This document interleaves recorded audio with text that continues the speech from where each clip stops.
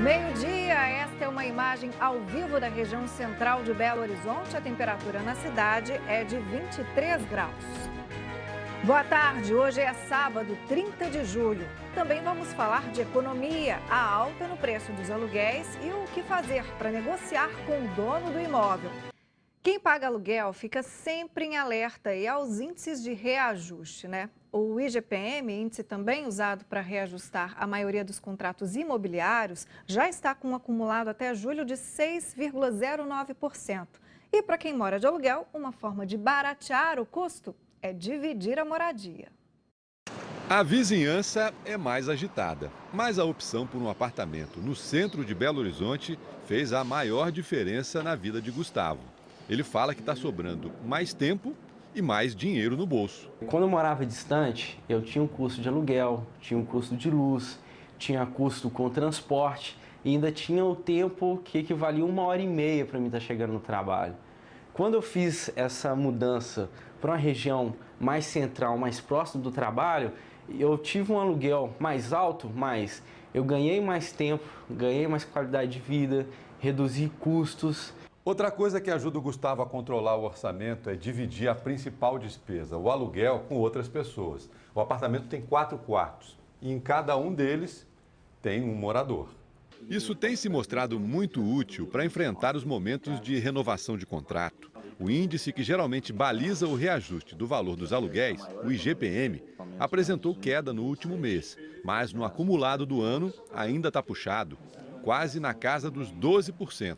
Nosso salário não acompanha esses reajustes e realmente a alternativa é buscar uma forma de divisão dessas contas, uma divisão saudável com pessoas boas para um convívio. A gente não enquadra a casa como república, na verdade a gente já considera uma família na qual as pessoas dividem não só as contas, mas a vida. Alan aposta que o IGPM não vai ser adotado ao pé da letra nas negociações devido a uma nova realidade do mercado. A oferta de imóveis para aluguel aumentou consideravelmente. E aí, a lei de mercado é que passa a falar mais alto. Antes a nossa posição era somente sentar à mesa, aceitar e assinar. Agora nós conseguimos negociar. Tem que dar um jeito, né, de fazer economia. Bom, e falando de aluguel, as pessoas também têm muitas dúvidas aí na hora de fechar um contrato de locação. Então, a gente vai esclarecer algumas delas aqui no estúdio com o Kênio de Souza Pereira, que é presidente da Comissão de Direito Imobiliário da OAB Minas Gerais. Muito bem-vindo. Kênio, tem um contrato, vamos começar com essa questão. Por exemplo, um contrato de 36 meses, né? Mas aí a pessoa precisa, por algum motivo, entregar esse imóvel antes do cumprimento desse contrato. Ela tem que pagar multa, dá para ficar sem essa multa? É um fato interessante, né? O locador, quando aluga, ele não pode romper o contrato em hipótese alguma, nem pagando a multa. Já a lei autoriza o inquilino a romper o contrato, pagando a multa pactuada entre as partes. Em geral, a multa é de 6 meses.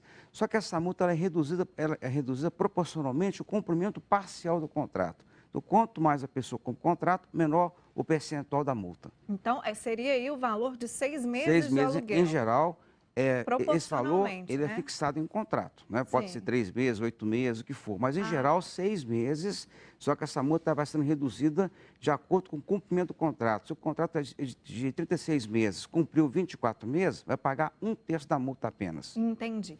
A gente estava falando aqui antes da entrevista, por exemplo, se essa mudança, né, a pessoa tem que sair do imóvel porque ela foi transferida de emprego, como é que fica? A empresa que paga? Como é que é isso? É um fato interessante. Quando o inquilino ele trabalha numa empresa, aquela empresa transfere para outra cidade, um banco, por exemplo, Sim. aí isso gera a isenção da multa. Então, o inquilino olha aí. provando para o proprietário que está mudando por ordem do empregador, ele fica isento do pagamento de qualquer penalidade. Interessante, porque tem muita gente que não sabe disso, né?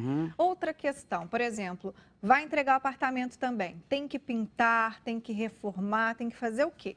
De acordo com a lei dos contratos, o inquilino tem que entregar o imóvel como recebeu. Então, se ele exigiu do proprietário, do locador, a pintura nova, tem que entregar com a pintura nova também. Agora, se existem aqueles defeitos que surgem em função do uso normal do imóvel, uma infiltração, um cano furado, uma goteira, o telhado com defeito, ele não deu causa a esse defeito, isso cabe ao proprietário reparar. Então, o desgaste natural do imóvel, o proprietário arruma. Mas a pintura, a regra é que o inquilino, se ele pediu pintura nova, tem que entregar com a pintura nova quando vier a desocupar o imóvel. Do jeito que pegou o imóvel, Uhum. né? Bom, negociar o seguro-fiança, né? Tem muitas imobiliárias que pedem aí um fiador, mas tem gente que não tem, e aí a opção seria o seguro-fiança. Dá para negociar esse seguro-fiança? Porque às vezes é muito caro, né? É caro, geralmente dois aluguéis. Tem outras alternativas, a calção. E o seguro ele pode tentar negociar com a empresa, porque é de acordo com o perfil dele, de acordo com o risco. Agora, outro fator também, quem tem algum depósito, alguma aplicação financeira, pode fazer um título e dar em garantia. Então, evita de pagar o seguro-fiança, evita de pedir favor para alguém ser fiador. Em geral, Mara, as imobiliárias pedem 2 fiadores com renda comprovada e o imóvel quitado. Realmente é difícil, em especial para quem vem de outra cidade e não conhece ninguém. Mas a fiança é a mais usual por ser gratuita. Entendi.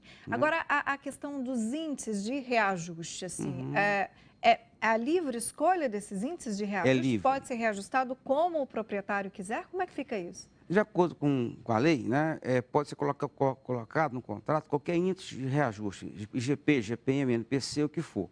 Agora, o aumento ele é anual, então a lei impede o aumento inferior a 12 meses. E, logicamente, quem coloca preço no imóvel é o mercado.